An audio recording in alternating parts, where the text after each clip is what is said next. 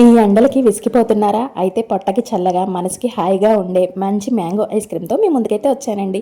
ఇంట్లో ఉండే 3 ఇంగ్రీడియెంట్స్ వాడి చాలా సింపుల్ అండ్ టేస్టీగా మ్యాంగో ఐస్ క్రీమ్ అయితే చేసుకోవచ్చు. ఇప్పుడు దానికోసం ప్రాసెస్ అయితే చూసేద్దాం.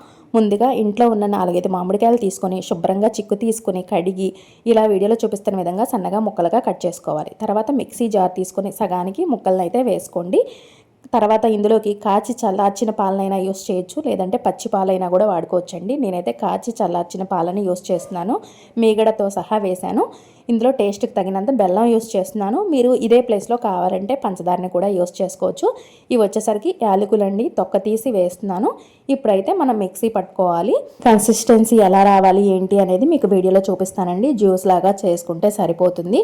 మరీ పలుచగా అవసరం లేదు, అలా అని చెప్పి మరీ గట్టిగా కూడా అవసరం లేదు. వీడియోలో చూపిస్తున్న విధంగా అయితే సరిపోతుంది. నేను మీకు క్లియర్గా చెప్తాను అన్నీ కూడా. చూడండి, ఇప్పుడు కాస్త నాకు గట్టిగా అనిపించిందండి. మరి కాస్త మిల్క్ని యాడ్ చేసుకొని మరొక్కసారి మిక్సీ అయితే పట్టుకుందాం మనం. చూసారా, ఇలా ఉంటే సరిపోతుందండి. మనకి కాస్త గట్టిగా ఉంటే ఏంటంటే ఐస్ క్రీమ్ తొందరగా కరిగిపోకుండా ఉంటుందన్నమాట. అంతా కూడా పట్టుకున్న తర్వాత మిక్స్ చేసుకుంటున్నాను. అంతా మిక్స్ చేసిన తర్వాత నా దగ్గర ఐస్ మౌల్డ్స్ అయితే ఉన్నాయండి. సో ఐస్ కూడా చేద్దామని చెప్పేసి మౌల్డ్స్లోకి అయితే ట్రాన్స్ఫర్ చేస్తున్నాను. ఇలా అన్నీ కూడా ట్రాన్స్ఫర్ చేసుకున్న తర్వాత ఇలా ట్యాప్ చేయండి. బబుల్స్ ఏమైనా ఉన్నా కూడా కరెక్ట్గా సెట్ అయిపోతుంది. ఇంకా అన్నిటికీ కూడా క్యాప్స్ పెట్టేసుకొని డీప్ ఫ్రిడ్జ్లో స్టోర్ చేసుకోవటమే మనం. తర్వాత మిగిలిన లిక్విడ్ని మొత్తాన్ని ఐస్ క్రీమ్ బౌల్లో అయితే ట్రాన్స్ఫర్ చేస్తున్నాను. ఇలా ట్రాన్స్ఫర్ చేసిన తర్వాత దీన్ని కూడా ట్యాప్ చేయండి. తర్వాత అల్యూమినియం ఫాయిల్ ఉంటే పెట్టుకోండి మీరు. నేనైతే ప్రజెంట్ నా దగ్గర పేపర్ ఉంది కాబట్టి పేపర్ యూస్ చేశాను. ఫాయిల్ యూస్ చేయడం వల్ల మీకు ఐస్ అయితే ఫామ్ అవ్వకుండా ఉంటుంది. సో ఇంకా డీప్ ఫ్రిడ్జ్లో స్టోర్ చేసుకొని మినిమం 8 అవర్స్ ఉంటే సరిపోతుందండి మనకి. తర్వాత నెక్స్ట్ డే వచ్చేసి నేను ఐస్ అయితే తీస్తున్నాను. వెంటనే తీస్తున్నాను కాబట్టి ట్యాప్ కింద ఇలా తడి చేస్తున్నానండి. ఒక 2 మినిట్స్లో వచ్చేస్తుంది, లేదంటే 5 మినిట్స్ మీరు ఫ్రీగా వదిలేసినా కూడా వచ్చేస్తుంది అనమాట.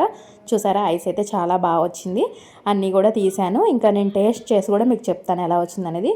చాలా బాగుందండి ఐస్. మాకు ఎప్పుడు కూడా ఐస్ క్రీమ్ అలవాటు అనమాట. మౌల్డ్స్ ఉన్నాయి కదా అని ఫస్ట్ టైం ఐస్ అయితే ట్రై చేశాను. బాగుంది. ఐస్ కన్నా కూడా ఐస్ క్రీమ్ అయితే ఇంకా చాలా బాగుంది.